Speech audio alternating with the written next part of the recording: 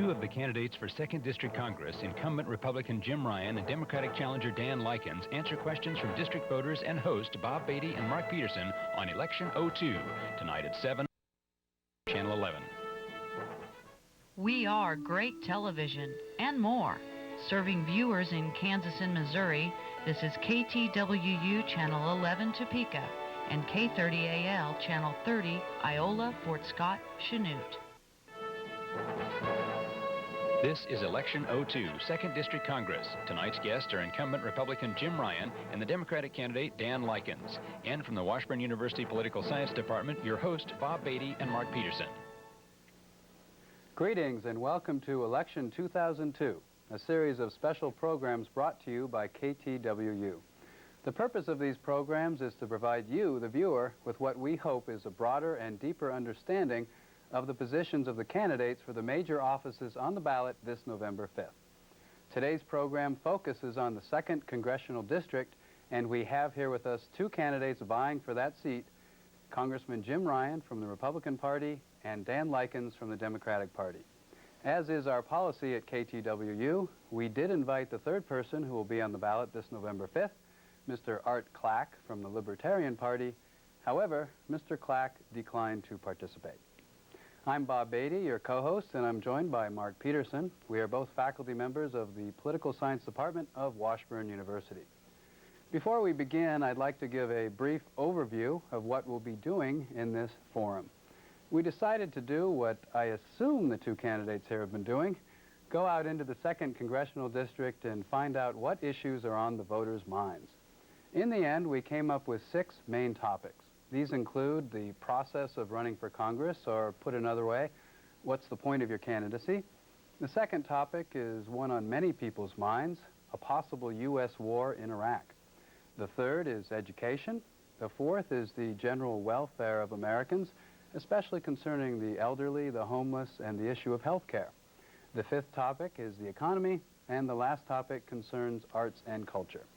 Now, we may not get to all of these topics in our hour-long discussion, but we'll certainly try. Mark, would you like to help us out with the first topic? Sure, Bob. As Bob said, we went out through the district over the last week and captured voters in the wild and asked them to ask the two candidates here questions that might be of interest to them. There's an old saying in politics, I don't care what you say, just be sure you mention my name. Some of the initial questions that we got dealt specifically with that. Let's take a look at those clips now. My question is, who is Dan Lykins? Never heard of him. Everybody knows Ryan from, Run Ryan. He's got a long history. He's got a good past. He's got a good running campaign. That motto stands out for a lot of people. They know the name, but don't know the name Dan Lykins. Don't know what he stands for. My question for Dan is, how do you get Jim Ryan to take your race seriously? I've met with Dan. Seems to be a really excited guy running for Congress. How do you get the public's attention against a high-profile incumbent? My question would be, are you running to accomplish something or to partake of the pension plan? So, Dan, name identification and an image in the public's mind are essential to running a race for incumbency or pulling off an upset. What have you done, and what are you going to do to make an imprint with the public? Well, as far as who is Dan Lykins, I've lived in Topeka, Kansas for 33 years. I graduated from Washburn Law School in 1972 and decided to stay in Topeka and practice law. I've been mainly a consumer attorney. One of my big areas of law is representing victims of drunk drivers. I've had a lot of those cases over the years. I've been real active in a lot of victim issues. I've been active in the Kansas Head Injury Association, been active in the Community Eye Care Trust Fund, a lot of organizations that I think would help my clients that I've represented over 30 years. As far as, who is Dan Lykins, a lot of people don't know him. I think anybody running against an incumbent is going to face that. My cousin, Jim Slattery, he's my honorary chairman. When he first ran for Congress, nobody knew him either, and he was running against an incumbent. But he won. I think what the voters really are interested in is more what you stand for, where you came from. And, and the reason I'm in this race, probably the key reason is on July the 9th, that was the deadline to file, the last day to file. Redistricting allowed us to file late.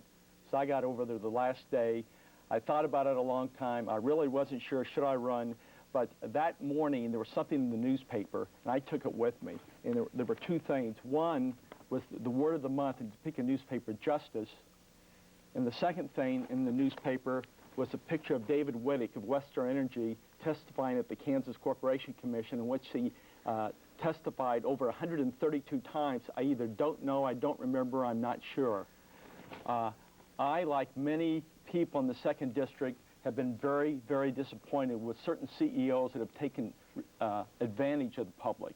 The Enrons, the Arthur Andersons, the WorldComs, that have hurt people, I mean really hurt people. And one of the, I think the poster boys in Kansas was David Wittick of Westar.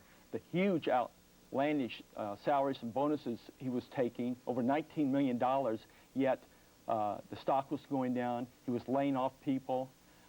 It just wasn't fair. And I heard a lot of Westar people tell me what's going on over there isn't fair. So I finally decided I'm going to do something about it. I don't think Congress was doing anything about it. I checked to see what Congress had done to stop this corruption, and they're the ones that started it. In 1995, and this is before Congressman Ryun was elected, a bill was passed in Congress called the Security Reform Act. Basically what it did, it gave the Kenneth Lays of Enron and the Arthur Andersons a license to lie. They gave them the opportunity to do what they ended up doing, cheating and lying and stealing from the public. And Congress passed this law. Now, this law in February of this year came up for repeal. We could have done away with that law and hopefully not have any more Enrons. It was not repealed, and I'm very, very upset with that. If I'm elected to Congress, I'm going to vote to repeal that law so we don't have any more Enrons and don't have any more Arthur Andersons. But that's why I'm running. Yeah, I think we'll be getting back to that, certainly in this 1 hour. But Congressman Ryun, you're asking for another 2 years. We are assuming it's not just for the pension, but why do you Well, there are some of the same reasons, Bob, I ran for to begin with. First of all, it's a great privilege to serve all of the 2nd District, Southeast Kansas, Northeast, all of the counties that I have. I go all the way to the Oklahoma border, Baxter Springs, up to Atchison, out to Manhattan. I have 3 major military installations, and I must say that it's been a tremendous privilege to continue to serve these people. And actually, when I go into the cities, sometimes my wife, Ann, goes with me. And when she's not with me, I'm often greeted with, "Congressman, we're glad you're here, but where's Ann?" So I know that she's been welcomed a great deal in the district as well. I went to Washington. I asked for the confidence and the votes of Kansans to begin with, because I felt that we needed more Kansas values back there, more family values, reduction in taxes, more reform in terms of regulations, a strong hand in terms of keeping the government responsible. Congress, at least the House of Representatives, is known as the People's House. And it is just that, an opportunity as I travel throughout the district on my frequent visits. I go into town hall meetings and I visit with people and carry their concerns back to Washington and continue to represent them in a way I think they'd like to have their voices heard. Your incumbency status has put you in a situation where your margin of victory has been fairly strong the last 2 times that you've run. How do you feel about the challenge that Mr. Lykins has posed in this election? Are you getting a good debate going in the constituency? Well, I believe that I am. I know one of the questions that was asked earlier with regard to the race is very simple. I learned something as a young athlete, that whenever you have a race, it's a race. So, Mr. Lykins and I are out competing for the vote, and I'm back campaigning, have been every occasion. I come back 2 to 3 times a month, sometimes more. Again, making sure that I'm in touch with the constituents and able to carry their concerns back. So, we've worked on a number of things. I know that one concern he has is one concern I have, corporate accountability. We addressed this issue through the Financial Services Committee, beginning with a number of hearings, and then last April, we passed a tough corporate accountability law that would bring greater burden, if you will, would bring the CEOs into greater penalties. and cause them to have to respond in a way that make them, in a sense, make them more responsible to the people. It went to the Senate, it came back, we even strengthened it to the extent that we made the penalties in prison longer. We even are going after their assets, so that if they have fraudulently cooked the books and it can be proven, that we will actually go get their assets and return them to the investors. And since this process has begun with the Enron scandals, we've had 29 convictions. So the process sometimes is slow, but nevertheless it's working. And I think in conjunction with what we've done in Congress, as well as what we saw vividly on TV as some of those CEOs were carted away by federal officials, has sent the message, you cannot cheat, and if you do, these are the penalties that go with it. Dan, has Congress done enough on the question of corporate accountability and also the question of how are you feeling about the discourse in the district itself? Are you getting out, meeting the constituents? Are resources enough to enable you to do that? I've been to every county. There's 26 counties. I've been to every newspaper, from Joplin, Missouri, that sells a lot of papers in southeast Kansas, to Pittsburgh, to Iola, to Chanute, to Fort Scott, to Hiawatha. I've been to every newspaper. I've kept newspapers up to date. I've had a lot of news conferences. And the answer, has Congress been responsible as far as corporate responsibility? The answer is no. The only time Congress came in this summer is when the so-called fox was already in the hen house. Congress let them in. Then after the hens were all gone, now Congress is saying we're going to be tough on the fox. Well, it's too late. They had their opportunity the last 6 years and did nothing. Enron is not the first company that defrauded Americans. Arthur Andersen has done it for the last 4 years. Price Waterhouse, Enron, Inclone, Quest, PeopleSoft, Halliburton, WorldCom, Deloitte and Touche, CPA firms, for the last 5 or 6 years. They've all done terrible things to their companies, defrauded the public. And what's bad about this is Congress did nothing until the big Enron scandal came up. All they did was take money from all these companies. And, Mr. Ryan is a very nice man, a good Christian, but the companies since 1998 that have done the worst thing to the American public, he's received money from every one of those companies. And while they were defrauding the public, Congress was doing nothing. I'm glad Congress finally did something this summer, but it was awful late. It was 6 years late. I need to jump in there because I need to have an opportunity to respond to that. First of all, the wheels of Congress turn very, very slowly. I'd like to see them turn a lot faster, but to some of the accusations, for example, that I've taken corporate money, it's illegal to take corporate money. I can't do that. I get money from individuals who agree with me on issues, and there's a wide variety of people that contribute to what I do. But I will say this, my vote is not for sale, never has been, and it's one of those things that I have to have time, I have to have the funds necessary to be able to refute a lot of what's going on in the district with some of the stories my opponent continues to put out. Well, he has taken money from Arthur Andersen. I've got his records from the FEC. It shows every dime he took. For instance, in October of this year, you can't take money from companies. Well, you took it from Arthur Andersen, their committee, their political action committee. Those are individuals. But you took money from Arthur Andersen. You can call it what you want, but right when there's a pension reform bill that you could have voted on a strong one, you voted on a very weak one that Arthur Andersen wanted. And in October of last year, when this was coming up, you took $1,500 from the Arthur Andersen Political Action Committee. You took money from Enron. You took money from Halliburton. You took money from these committees, these political action committees, and then voted on many corporate responsibility bills that was not good for the people of Kansas, but was good for these companies, especially the pension bill. You voted for a very watered-down pension bill. There was a very strong pension bill you could have voted for. Let Congressman Ryan respond, and then we'll... I think we've made appropriate responses. My opponent continues to misrepresent my record, and it's an unfortunate thing. I know as I've traveled through the district, what people have asked me is that if you get into a debate, could you discuss the issues and not have distortions? And that's basically what we're dealing with here. I hope that we can go back and talk about this. These bills that he continues to talk about that are weak, I can't remember all of them because you've got a number of them, but they're generally very bipartisan. We have over 300 votes on many of them, so that it takes both sides to pass these bills, and it has to, it's a process that's been worked on. So I hope that we can continue in maybe an enlightening discussion to inform the listeners about different issues. No, I think it's important to point out, too, that, you know, in terms of what the constituents were asking about, you know, this one was not a hot-button issue with the constituents. Admittedly, it's made the national newspapers, and it is a source of controversy in terms of the national discourse. But I think here in Kansas, I was quite honestly surprised as we went out and asked constituents what they wanted to ask about. This one didn't come up. Yeah, and let's move on to the one that certainly came up quite a bit. Mark? Yeah, the item that was sort of second on the list with a bullet after process, perhaps even first, but process seemed like the logical thing to lead in with, was the possibility of war with Iraq. It's a looming prospect. Congress has just passed a resolution. Last week, the President signed it. It gives him fairly clear authority to act by his own lights in dealing with the problem of Iraq.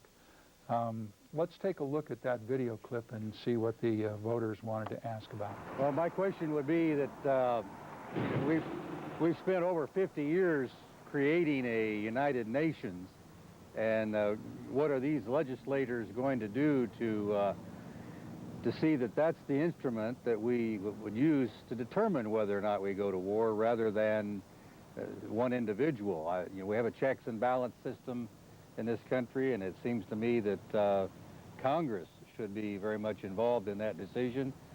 What are these candidates going to do in that regard? My question would be what extent either or both candidates would take to make sure all peaceful means are used before we go into a war with Iraq. Okay, I have a couple of questions. One is for Mr. Ryan to clarify how he voted on the resolution on Iraq, and Mr. Lykins to give us his opinion on how he would have voted if he had the chance. Because our budgets are so in desperate need, how do we anticipate as a country funding a military movement in Iraq?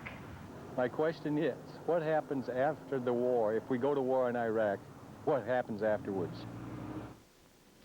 Sounds very much as though the constituents are concerned across the board. Congressman, since you participated in the debates, what have you got to say to their concerns, both about the prospects, the costs, and what comes after? Well, it's probably one of the more difficult votes I've taken in Washington. It was not an easily decided upon issue. I took my time. I looked at the information. I attended the hearings, many of which were classified. And, you know, my concern was, first of all, we wanted to be able to present to the President and to the UN an opportunity for the resolutions to be completed. But that following that, if there wasn't a follow-through, if the resolutions were not going to be adhered to, and as the President said, if they weren't, then, and the UN was not going to enforce them, then were they really going to be relevant as a body? So I took all that into consideration. I also took into consideration the fact that as a member of the Armed Services Committee, I have seen through the hearings I've had, the field hearings I've had, the actual work with the military people, the stress that they're under right now. They're at the highest op-tempo. That means that they're committed to many, many places throughout the world, to the extent that their resources and their physical resources are stretched very thin. And so having taken that all into consideration, as well as the terrorist situation in the world as we now look at it, and the growing possibility of Saddam Hussein going beyond, he already has weapons of mass destruction. He's already used the chemical weapons and biological weapons. And then with the information that has become available publicly recently with regard to his pressing ahead for nuclear development, it's only a matter of time before that happens. So, you know, it was a difficult vote, but I thought it was the right vote. If we allow him to proceed as he has in the past and leave him unchecked, then, you know, we could have another situation as we had on 9/11, in which we have a terrible attack, and the response is, well, nobody saw it coming. Well, we see this one coming, and it is with great hesitation, and yet at the same time I believe it's the right vote that we offer that Iraqi war resolution, with the understanding that we want to go back first and exhaust all other sources of diplomatic solutions, working through the UN, making sure that we resolve those resolutions, and should those not be completed, and the inspectors now have the freedom to travel around, even to the presidential palaces, and explore the possibility of weapons there. If they're thrown out, if they're given limitations, that's part of what we found out before through the hearings, is that you would have various people who have escaped from Iraq that would come and say, well, while we were holding you up in this area, we would move all of those particular weapon development to another area, so that we had time to be able to shift everything. We need to have free and unfettered access to any kind of weapons inspection. All of that is on the table in consideration, and it is a last resort that we put our military men and women in harm's way. Mr. Lykins, you're in Congressman Ryan's seat during this vote. How do you vote and why? I think I would have voted the same way Congressman Ryan did. It's obvious I did not have all the information he did, because he was Congress people have a little bit more information than the general public. But I think before we should send any American troops to Iraq, we should make every effort. One of the things I'd like to see is the CIA get involved more. There are groups of people in Iraq that hate Saddam Hussein more than we do, the Kurds and the Shiites. I think if the CIA works with some of these groups, hopefully they can get rid of Saddam and his leaders without American troops going in. But if we have to send American troops in, I think what's critical is the American public has the right to know what will be the consequences. I lived during Vietnam, and the government many times misled the public. We can't have that again, and misled Congress sometimes. What we need to find out is, for instance, Vice President Cheney said, if we go into Iraq, we need to make it a democracy. There's only one democracy in the Middle East, and that's Israel. I think if we're really going to do that, we're talking about billions of dollars. We're going to be there a long, long time. Is that one of the reasons we need to go into Iraq? I'm not sure, but I think the public need to know before we do that what are the options of not going in, and if we do go in, how long are we going to be there, how much this is going to cost. If we think we have budget problems now, we're talking about billions and billions of dollars. But if I'm in Congress, and during this race for Congress, every time I've asked, I told people that I don't want to make it a partisan issue. This is about the livelihood of the United States. This is very important, and that I'm going to do what's right. And right now, I would have voted the same way Congressman Ryan did. Yeah, and this is a big issue in the district. And Bob, I might say this, you know, there are so many different issues on the table here. As in Afghanistan, we were able to work with the Northern Alliance. You know, there are groups within Afghanistan, within Iraq we'd like to work with. Our hope is to, if and when this happens, if we have to have force, that we will take an approach as we did in Afghanistan, and that is we'll have our special forces go in.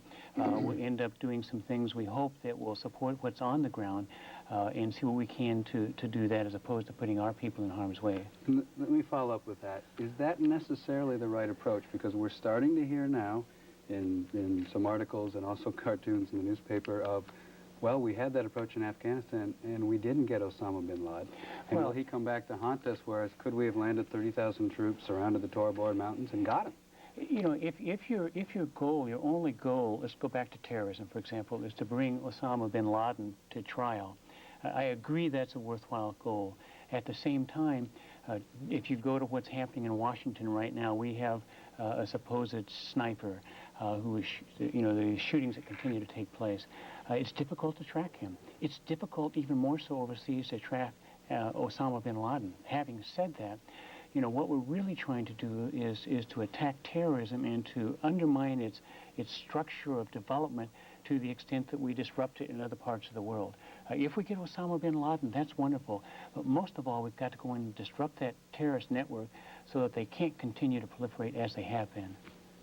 We've just this week had a new issue surface with the disclosures, rather astonishing disclosures, by the North Koreans that they actually have a weapons program.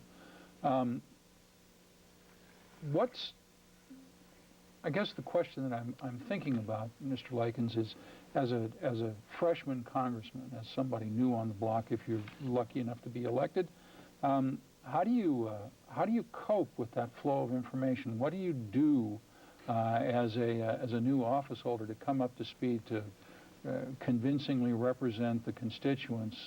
As Congressman Ryan pointed out, 3 military installations in the district, and seemingly a lot of concern amongst these folks that we've taped about foreign policy issues, which normally aren't thought of as congressional district sorts of issues.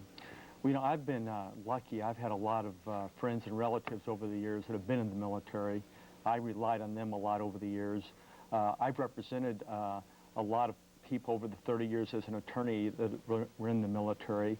And I've been kept up on foreign policy issues since I was a little kid. I just enjoyed it. So I don't think I'd come in as a novice because I do keep up on it.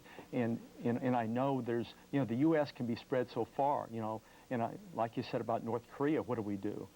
You know, I think maybe the answer there is one of the things President Bush said is a blockade maybe, or make sure that no items get into Korea, but we need the help of China to do that. I think we'll have the help of Japan and the help of South Korea, but you know, there's other countries in this world that want to do evil to us. You know, Iran is one. And we have to really have a policy and a plan that we can say, this is what we're going to do if this happens in the future. And I think on 9/11, we really didn't have a policy that was foresighted enough to know, to be able to respond to something like that. Of course, that was, you know, we've never experienced something like that before, but we knew there were people out there that wanted to hurt the U.S. And I think probably one of the big problems because of 9/11, we found out that we have a lot of federal agencies that at times don't work together. They work against one another because of many things. Jealousy, they don't get along, and hopefully that will never happen again, that we'll have agencies always working together, not plotting against one another. But we are in dire straits, and you know, terrorism is something that you know, even in the 2nd District, people are afraid. You know, it's just not in Washington where there's snipers. They're afraid here too. You know, could something happen here? We have, you know, in Burlington, Kansas, a nuclear Westar owns a nuclear plant there. You know, could something happen there? So, you know, people are afraid. But let me ask about the national interest. Members of one party seem to be very strongly behind the president, but a few years ago, a different president asked for support to go into Kosovo, and members of that same party were very reluctant. How do you define the national interest, and what's your criteria for involvement or intervention? Well, I think a lot of it comes down to trying to decide what is, as you have just said, what is a national interest. Is it really in terms of national security? And I think that the situation with regard to Kosovo and Bosnia, as serious as they were a little bit borderline in terms of national security. And it doesn't mean that there isn't a presence needed there, but I had some difficulty with that.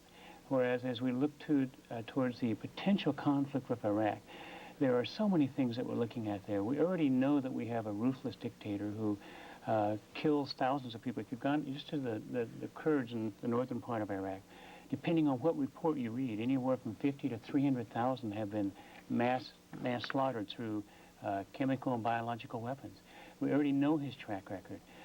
So that because of the element of terrorism as well, you know, there is that sense that we need to go in, and if we can't do it through resolutions through the UN and other means of diplomatic resolution, then we need to, for national security purposes, have a presence there that goes through regime change. And I think that's the difference between what was going on before and what's happening now. And do you agree? Is that what criteria you would use to send in troops or intervention? Well, you know, so much of what our foreign policy has been over the years has been economics. It's obvious there's a lot of oil in Iraq. There's a lot of oil in the Middle East. There's a lot of evil dictators in other places of the world don't have oil, and they do bad things to their people. It seems like we don't really do a lot there. But it really comes back to economics. Okay. The American interest in the Middle East is huge, and that's one of the reasons we need to change that. We need to start not having to rely so much on oil like in Saudi Arabia. And because Saudi Arabia, even though they've, you know, we've called them our friend for many, many years, you know, the 17 of the 19 people that were involved in 9/11 on the airplanes were from Saudi Arabia. That's a country that have a lot of militants in it. A lot of people there don't like us. But once again, there's oil there. And when there's oil, and you know, it's just not the the Republican administration. It's been that way for a long time. Whoever's in, if it's oil, then we do things differently. We treat countries differently, and I think we need to stop doing that. And I know Mark is anxious to get in here, but I want to follow that up with, in the 2000 election, Al Gore said that actually preventing genocide was in the national interest. Would you consider that in the national interest, Congressman? You know, if you're not careful, you make it such a broad approach to national security that we would be involved in everything. And yes, that's in a deplorable situation, but I have a problem with letting, you know, those, I mean, yes, that's a problem, but at the same time, I'd like to use something that's more of a national security issue as a guideline. And how about you? Would that be in U.S. national interest if we could prevent a genocide in a certain country? Should we? Well, you know, we've seen in Africa, not thousands, but hundreds of thousands of people murdered. And basically, we did not do a lot to stop that. We could have. I think part of that is maybe just moral values. Once again, there's no oil there. That's poor, in Africa, there's so many poor places that there's nothing there. There's no food, no oil, no resources that we need. We just kind of look another way. I believe if someone is killing, murdering hundreds of thousands of people, then we have an obligation. We're the #1 country in the world, the strongest country in the world. We need to do something.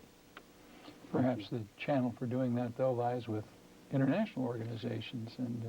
And I would agree with that, if I may say that. You know, it really requires the world helping out. The United States, while it's the last remaining superpower, really can only do so much. We need cooperation and help from other countries along the way. And that's why it's such a sticky issue and a difficult issue. You know, what my opponent has said is true. It is a very sad situation in Africa. And there are other places throughout the world that are like that. But for us to have to police everything, you know, if we're concerned about economics, we're going to have to do a lot of tax increasing to be able to afford the kind of military budget to send all these people to all over the world. Well, the next topic that came up, not to jump ship too radically, deals with the subject of public education. And constituents had a lot of questions there as well. It seems that in the last 30 years, possibly longer, I guess I can remember back to the Great Society and Lyndon Johnson's administration, the federal government has become more and more involved in the whole area of public education. And there have been a lot of presidential initiatives, a lot of congressional enactments, and a fair number of mandates seem to have come out of the federal government in this time period. And I think some of these questions are addressed. So let's take a look at that tape.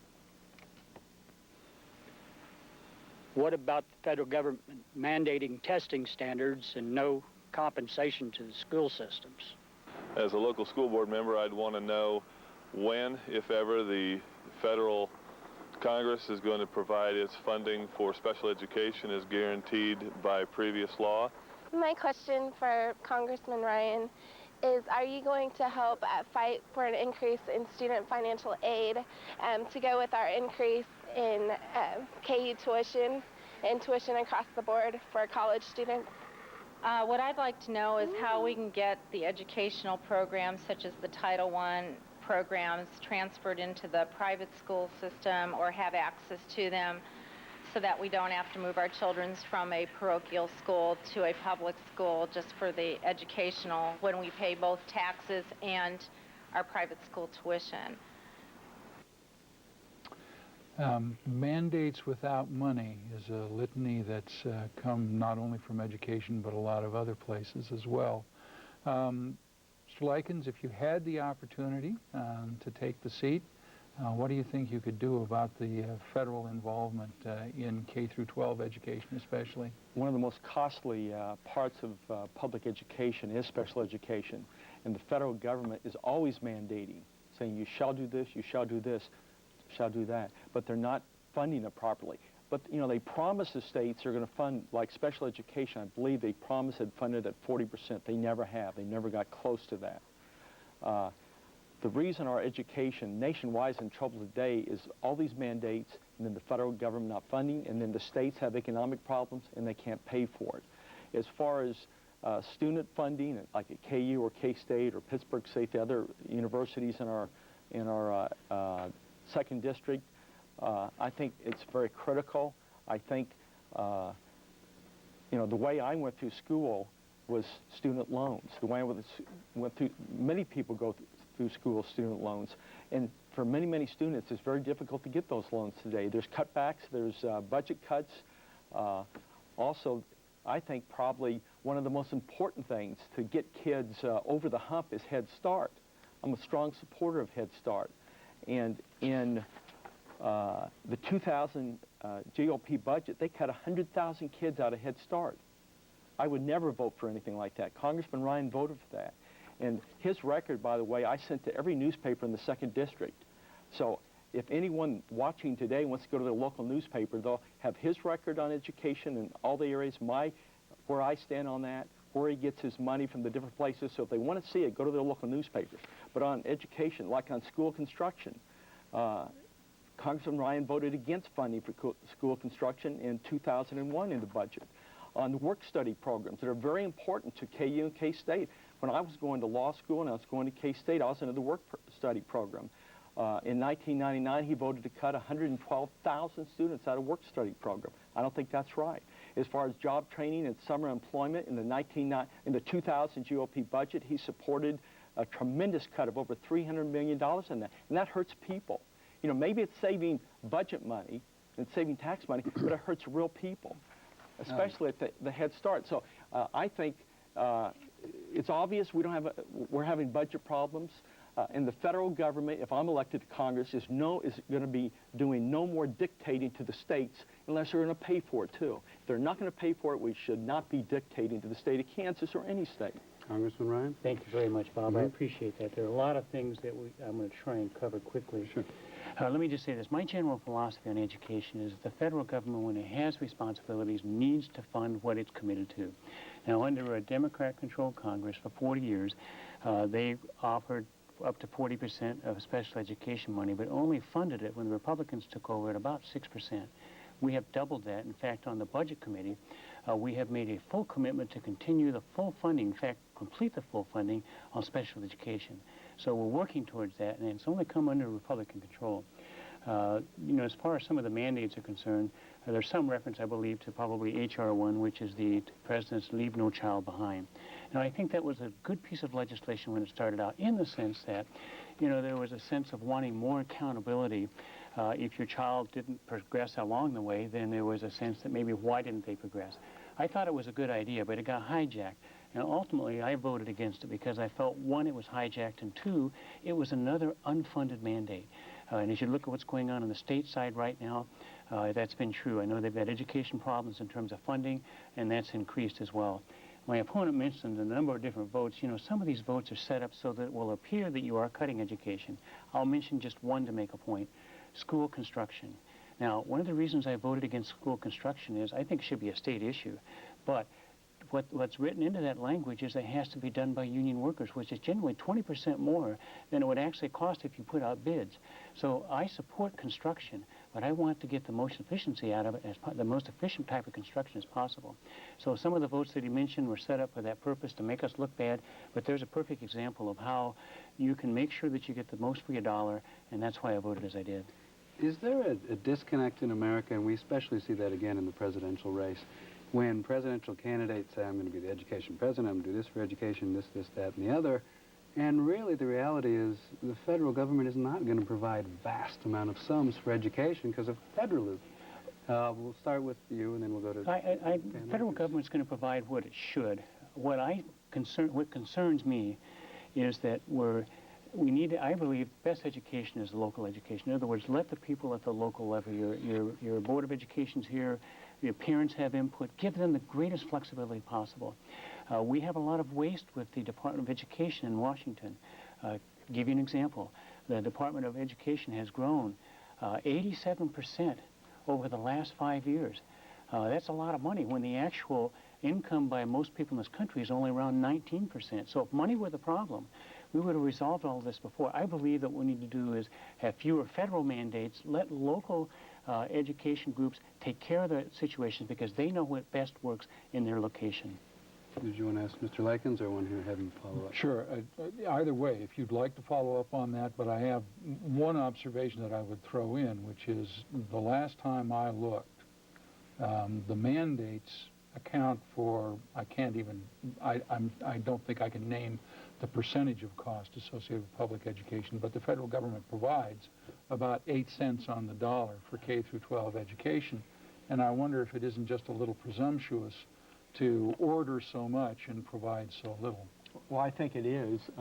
I think we do need less federal control over education. I think the people of Kansas and school districts in Kansas know more than what some bureaucrat in Washington, D.C. knows is going to tell us. But, you know, just getting back, you know, Congressman Ryan said these votes are taken out of context. On denying 100,000 kids to Head Start, that passed. 100,000 kids were dropped out of Head Start in the year 2000. That bill passed, and he supported it. He voted yes on it. It passed 220 to 208. That was the Republican budget. And that really did affect kids. That affected Kansas kids. When you think about it, 100,000 kids that did not go to Head Start because of what the Republican Congress did and Jim Ryan did in the 2000 budget. And those are real people. They're just not numbers. Bob, I must respond. I'd have to go back and look at the actual vote. You know, there it is. You have your particular view of that vote. It's important to see what's actually in the document. I don't happen to have that in front of me, and that's my point, is that there was something in there that gave me concern that would not fit into the general guidelines that I have used, and I'm not sure exactly what. It may have involved something with school construction, because they're often what we call recommits, other things that go along with these votes. So I'm sorry I can't give you an explanation on that, but I'm very much an advocate for education. And again, I have a little bit of a distortion that's been going on for some time with my opponent. Okay, let me just follow up with a philosophical question. America, we teach in our classes that a strong cultural value is equality of opportunity. Is it necessarily fair, if we have a federalist educational system structure, that a child in an inner city school in Detroit is getting a less valuable education than a child in a suburban Lake Oswego, Oregon school? Is that necessarily fair? Mr. Lykins. Well, you know, over the years, there's been a lot of studies, a lot of money spent, a lot of money wasted on how we can improve schools. We've had school busing. We've had all kind of, and a lot of this is federal mandates by federal judges saying, you shall do this.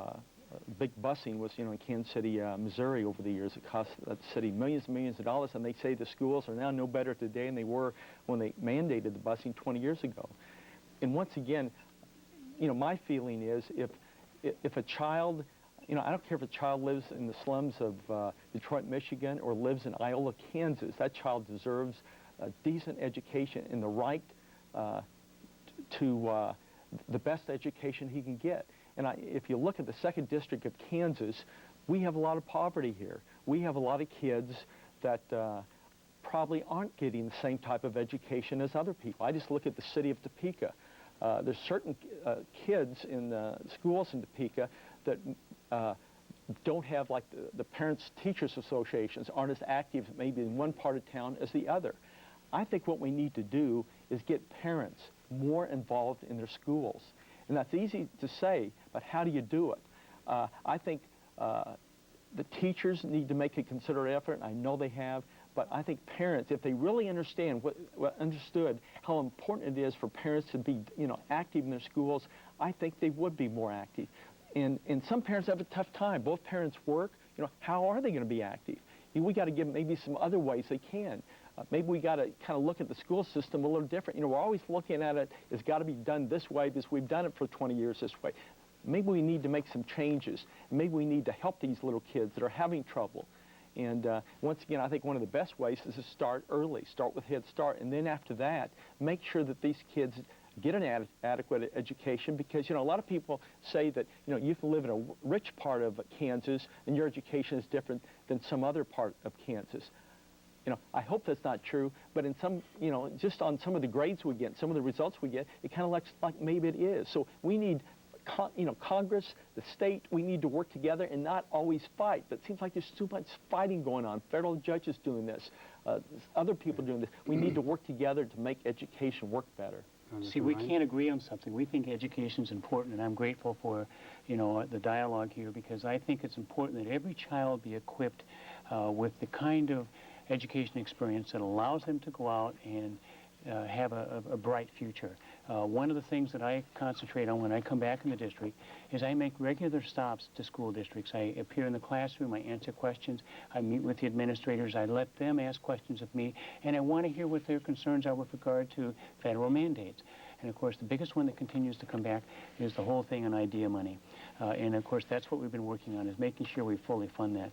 An area that, Mr. Lykins mentioned, why you have two families, two parents working. Well, if you can reduce taxes, maybe one of them wouldn't have to work, and we can keep one of them at home, give them that opportunity if they'd like to have that. But I'm working on a tax credit.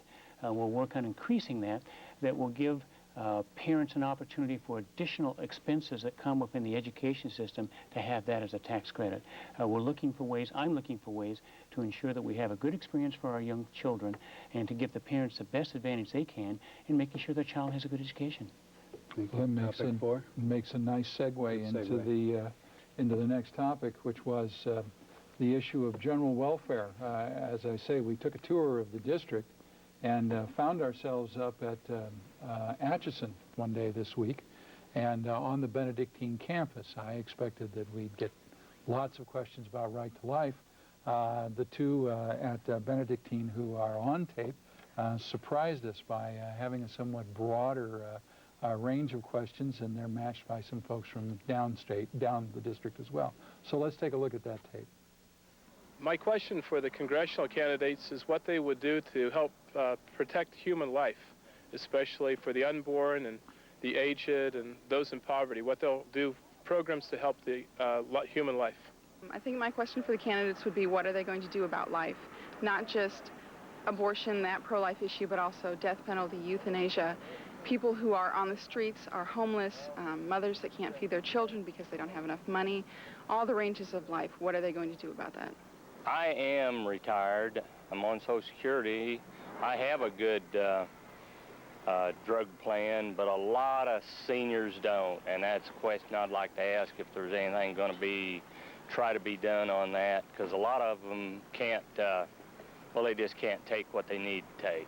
It's either food or pills. How are our congressional representatives going to make obtaining prescription medications easier for the elderly people who cannot afford them?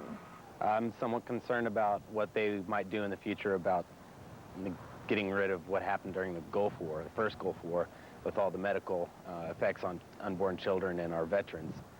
And how are they going to prevent that from occurring in the future? And if it does occur, will they pay more attention to it financially and be more supportive of our troops for serving?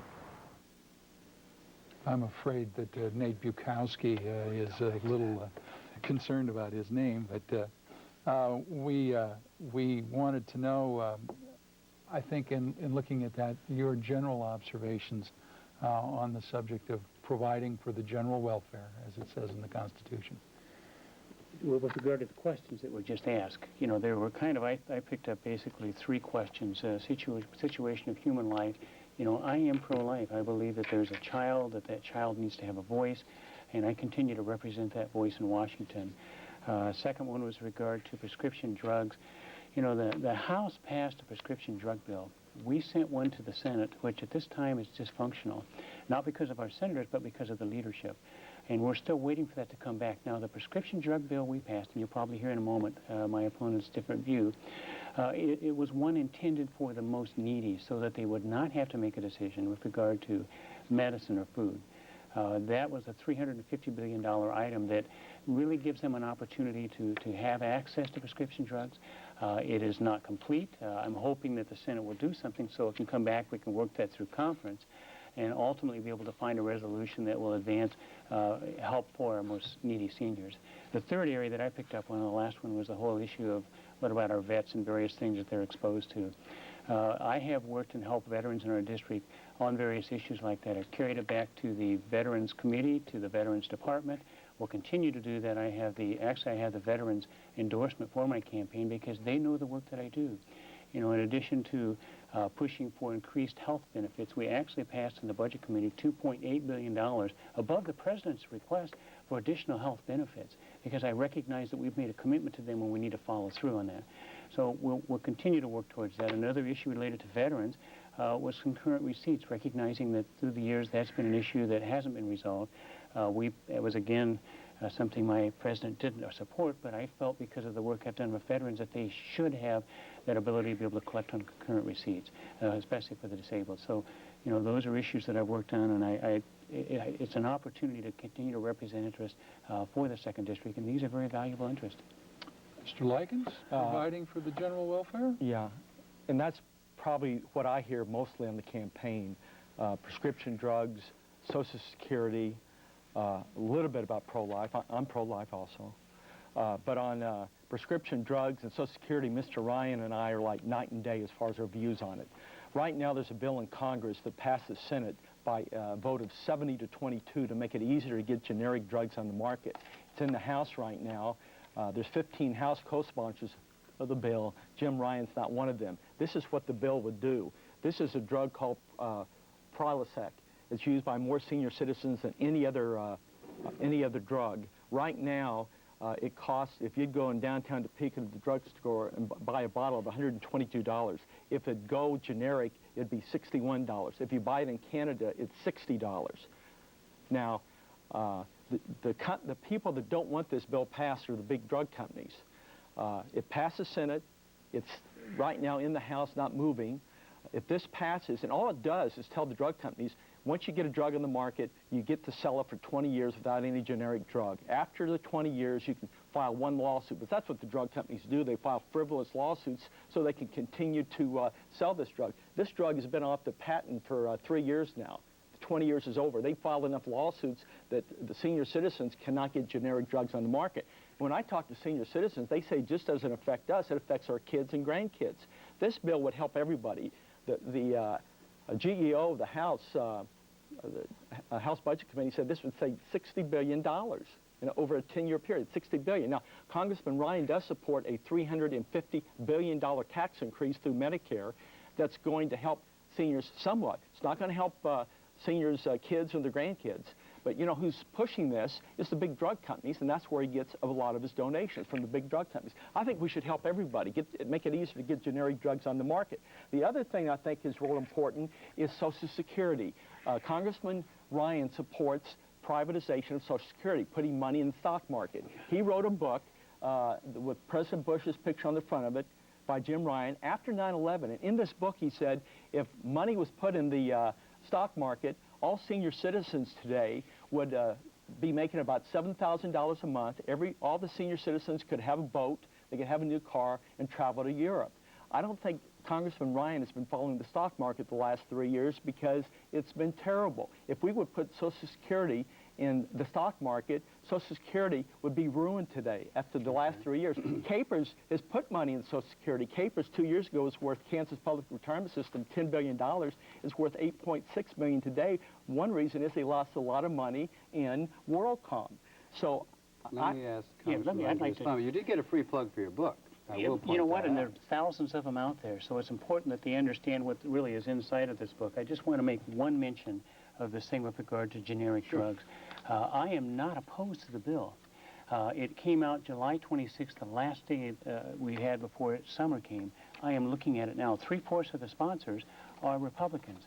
I am waiting until it's gone through the process of amendment. I want to see what the final bill looks like. I'm looking for lower drug costs. In fact, I'm even supporting reimportation because there's an opportunity there for drug reduction.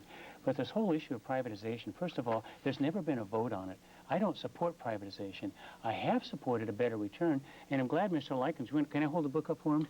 Sure. But this little book actually talks about the problem we have with Social Security. See, when it first started, we had roughly 40 people for every one retiree. We have 2 for every retiree now.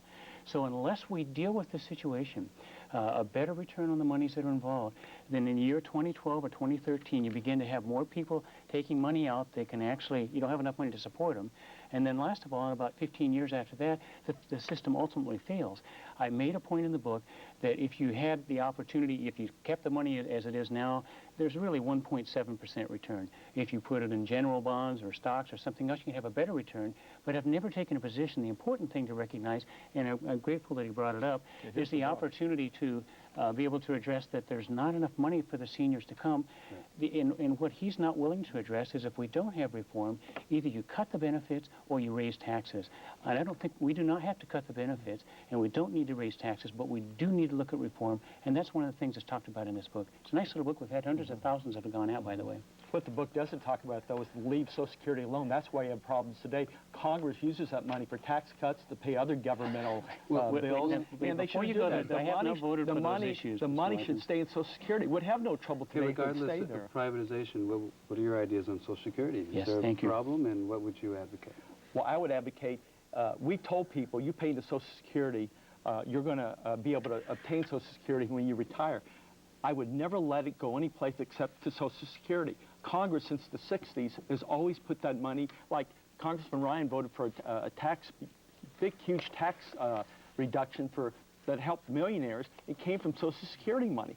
Social Security Trust Fund, the money should stay there. If it didn't leave there and was only used for Social Security, we would not be having trouble with Social Security today. But the trouble is Congress has never had the guts to leave it there. They always use it for things other than Social Security. I need to respond to that because I have not voted for monies that would be taken and used in other areas. I am a strong advocate for Social Security staying in the Social Security Trust Fund, just as you have the highway trust funds. Those monies need to stay in those allocated trust funds, and that's where there's been the distortions along the way. And I'm very disappointed because I know that, again, as I've traveled the district, people have said, please keep it positive, talk about the issues. We can have differences, but let's stay on course.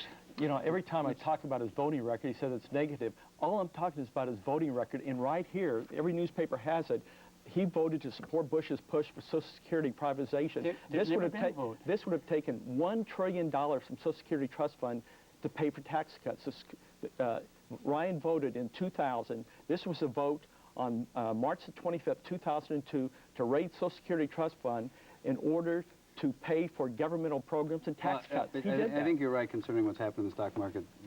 The issue is not really that. And I'd just like to clarify one thing. That vote didn't take place. What he's representing is something, in fact, the Democrat National Party in many campaigns throughout this country has tried to use that, but have had to pull it because it's not factual. I have not. It's a Republican budget. It's the Republican budget. Mark, did you have a comment? I did.